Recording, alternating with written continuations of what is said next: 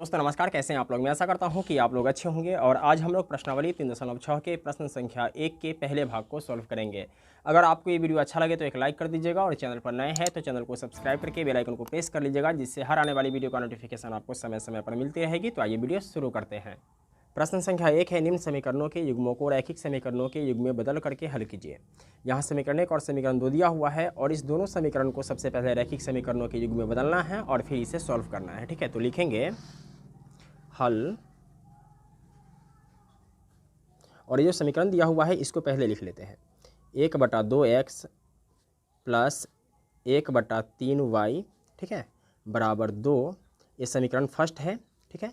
और दूसरा समीकरण है 1/3x प्लस 1/2y बराबर 13/6, ठीक है। देखिए 1/2x को क्या आप ऐसे लिख सकते हैं, देखिए 1/2 गुने 1/x। ऐसे क्यों लिखते हैं पहले इसको समझिए। एक एकम क्या होता है, एक होता है, और 2 से अगर हम x को गुना करते हैं तो क्या हो जाएगा, 2x हो जाएगा, ठीक है, यानी इतना आ जाएगा। तो इस चीज़ को हम ऐसे लिख सकते हैं। ठीक इसी प्रकार इसको कैसे लिखेंगे, देखिए ये क्या है 1/3y, तो इसको आप ऐसे लिख सकते हैं 1/3 गुने 1/y, ठीक है। तो क्या हो जाएगा 1/3y हो जाएगा, यानी इतना आ जाएगा, ठीक है। इसी प्रकार इसको भी लिख सकते हैं और इसी प्रकार इसको भी लिख सकते हैं, ठीक है।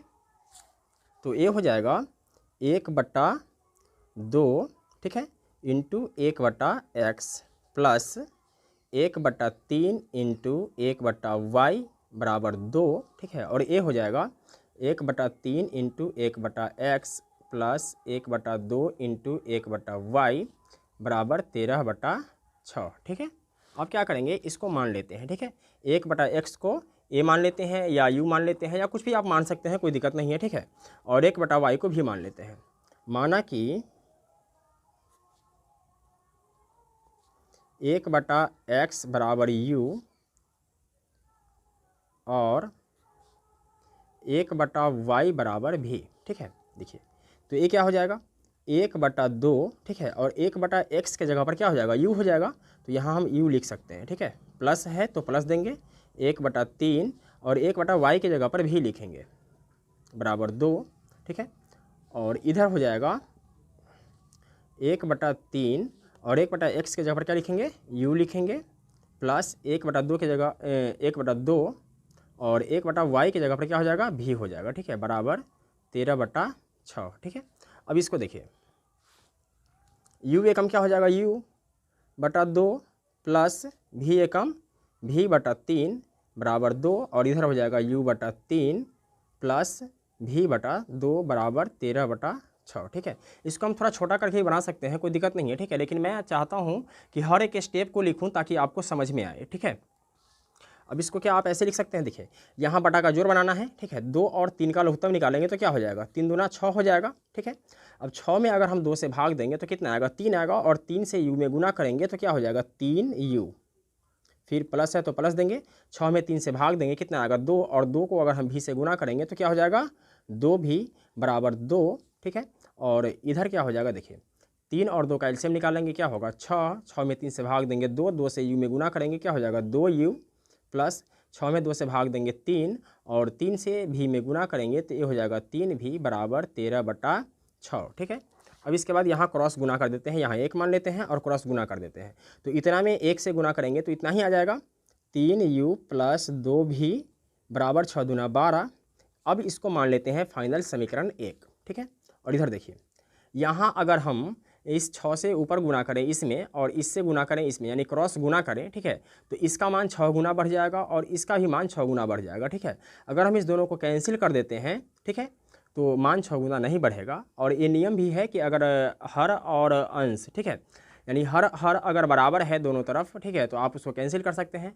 अगर अंश में भी अगर दोनों तरफ बराबर है तो उसको भी आप कैंसिल कर सकते हैं, ठीक है। तो इधर क्या बचेगा 2u प्लस 3 भी बराबर 13, ये हो जाएगा फाइनल समीकरण 2, ठीक है। अब इस समीकरण को नीचे लिख लेते हैं इधर की तरफ, ठीक है। देखिए क्या है 2u प्लस 3 भी बराबर 13, ये है समीकरण 2।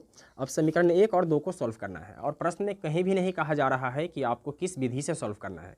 तो ऐसी कंडीशन में हम लोग क्या करते हैं, विलोपन विधि से सॉल्व करते हैं, ठीक है। क्योंकि विलोपन विधि मुझे बहुत अच्छा लगता है, आपको पता नहीं कौन सा विधि अच्छा लगता है, आपको जो विधि अच्छा लगे उस विधि से भी आप सॉल्व कर सकते हैं, कोई दिक्कत नहीं है, ठीक है।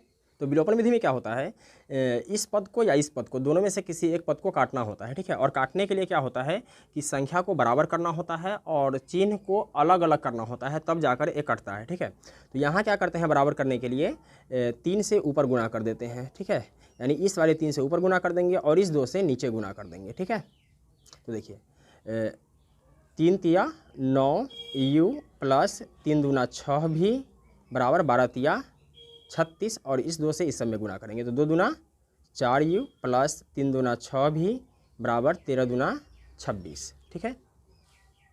अब इसके बाद साइन चेंज करेंगे, प्लस का 4u है ये हो जाएगा माइनस का, प्लस का 6 भी है तो ये हो जाएगा माइनस का, और प्लस का 26 हो जाएगा माइनस का 26, ठीक है। इससे कैंसिल हो जाएगा, प्लस का 9u और माइनस का 4u, क्या बचेगा प्लस का 5u बराबर 6 में 6 को माइनस करेंगे 0 और 3 में से 2 जाएगा तो बचेगा 1, इसलिए u बराबर हो जाएगा 10/5 यानी 5 दूना 10, यानी u का मान क्या आया 2 आया, ठीक है। अब इस u के मान को समीकरण 1 या समीकरण 2 दोनों में से किसी में भी रख सकते हैं, ठीक है। तो लिखेंगे u का मान समीकरण 1 में रखने पर आप चाहें तो समीकरण 2 में भी रख सकते हैं, कोई दिक्कत नहीं है, ठीक है। तो समीकरण 1 क्या है, 3u प्लस 2 भी बराबर 12, ठीक है। तो 3 गुने u का मान कितना है 2 है, प्लस 2 भी बराबर 12, तो 3 दूना 6 प्लस 2 भी बराबर 12, 2 भी बराबर क्या हो जाएगा 12 को पहले लिखेंगे और प्लस का 6 जब बराबर के इस तरफ आएगा तो ये हो जाएगा माइनस का 6, तो 2 भी बराबर क्या बचेगा 12 में से 6 माइनस हो जाएगा तो बचेगा 6, इसलिए भी बराबर 6/2 यानी 3 दूना 6, यानी भी बराबर क्या आया 3 आया, ठीक है। अब देखिए हम लोगों ने क्या माना था, हम लोगों ने माना था 1/x बराबर u और 1/y बराबर v, ठीक है। तो लिखेंगे अब 1/x बराबर u, तो 1/x बराबर u का मान कितना है 2 है, ठीक है। तो लिखेंगे 2 बटा में 1 कर देते हैं, ठीक है। अब यहाँ क्रॉस गुना करेंगे तो 2 से x में गुना होगा, ये हो जाएगा 2x बराबर 1 एकम 1, इसलिए x बराबर 1 ऊपर चला जाएगा और x का जो गुणांक है ये नीचे आ जाएगा, ठीक है। x का मान ये मेरा आंसर हो जाएगा, ठीक है। फिर 1/y बराबर भी माने थे, तो 1/y बराबर भी का मान कितना है 3 है, ठीक है। इसके नीचे 1 मान लेते हैं और 3 से y में गुना करेंगे तो ये हो जाएगा 3y बराबर 1 एकम 1, इसलिए y बराबर क्या हो जाएगा 1 ऊपर चला जाएगा और y का गुणांक नीचे चला जाएगा, ठीक है। तो x का मान क्या है 1/2 है, ठीक है, और y का मान 1/3 है, ठीक है। ये हो जाएगा आंसर। दोस्तों मैं उम्मीद करता हूँ कि आपको ये वीडियो समझ में आ गया होगा। अगर किसी प्रकार की कोई डाउट हो तो आप हमें कमेंट कर सकते हैं, और इससे पहले का वीडियो आप लोगों ने नहीं देखा है तो अनलॉक स्टडी के प्लेलिस्ट में जाकर इससे पहले का सारा वीडियो देख सकते हैं। फिर मिलते हैं एक और वीडियो में, तब तक के लिए जय हिंद।